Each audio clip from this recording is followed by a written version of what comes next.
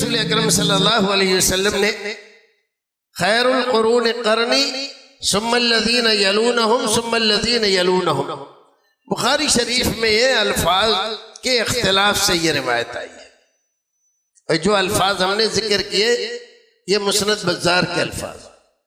क्या फरमाया? सबसे बेहतरीन जमाना और जमाने के लोग कौन से हैं?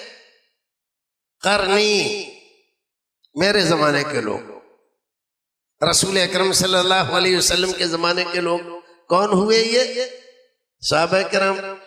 सुम्मल्लज़ीन यलूनहुम, फिर उनके बाद वाले।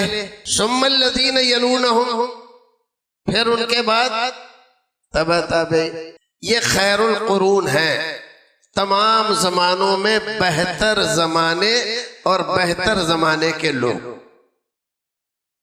रसूल अकरम सल्लल्लाहु अलैहि वसल्लम ने इनकी तारीफ फरमाई। जिसकी तारीफ और बेहतरी की गारंटी और सर्टिफिकेट रसूल अकरम दे दे, उसके मुकाबले में किसी और को बेहतर बताना क्या रसूल अकरम की शान में गुस्ताखी है या नहीं है?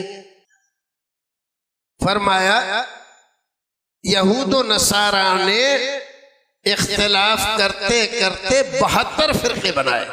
कितने बनाए? 72। मेरी उम्मत एक कदम आगे निकलेगी, 73 फिरके बनाएगी। और कुल्लुहुम फिन्नार इल्ला वाहिदा, ये सारे के सारे जहन्नमी होंगे सिवाय एक फिरके के। कितने फिरके होंगे? 73। और कहा एक निजात याफ्ता होगा। ये 72 इसमें से जहन्नमी हैं, सिर्फ एक जन्नती। अब साहबा किराम ने जब ये बात सुनी तो उनकी बड़ी फिक्र हुई। तो उन्होंने कहा अल्लाह के रसूल, ये एक जो है जन्नत वाला, ये कौन सा फिरका होगा? तो अगर रसूल अकरम नाम बता देते तो तुम देखते कि सारे फिरके अपना नाम वही रख लेते, वो हम ही है जन्नत वाले। जैसे आजकल कहते हैं ना, सुना होगा ना आपने कि दूर हो नजदीक तुझे जन्नत से क्या, हम रसूलुल्लाह की जन्नत, रसूलुल्लाह की, इनके बाप की जन्नत। अल्लाह ताला कह रहा है कि जन्नत मेरी है, फदखुली फी इबादी वदखुली जन्नती। इन्होंने अल्लाह ताला से छीन कर उधर दे दी। साहबा किराम ने पूछा अल्लाह के रसूल वो फिरका कौन सा होगा? तो नाम नहीं बताया, क्योंकि नाम बताते तो वही रख लेते सब लोग। पहचान बताई, अलामत बताई, निशानी बतलाई। क्या फरमाया? हुम्मा अना अलैहि वअस्हाबी, वो लोग उस तरीके पर होंगे जिस पर मैं और मेरे साहबा हैं। ये तिरमिज़ी शरीफ की रिवायत है। इमाम हाकिम ने मुस्तदरक हाकिम में यही रिवायत नकल की है, तो उसमें है हुम्मा अना अलैहि अल-यौम वअस्हाबी, आज मैं जिस तरीके पर, जिस रास्ते पर, जिस मनहज पर, जिस मसलक पर, जिस मजहब पर हूं और मेरे सहाबा, वो लोग उसी तरीके पर होंगे। बात आ रही है समझ में?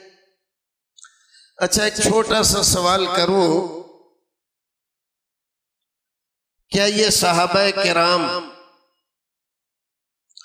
मुक़ल्लिद थे? क्या ख्याल है?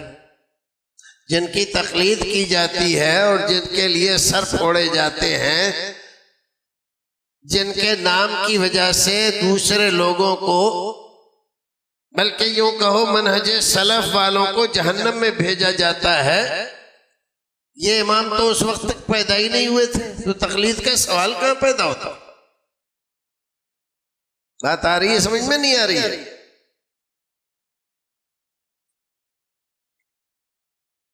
फरमाए मेरे तरीके पर,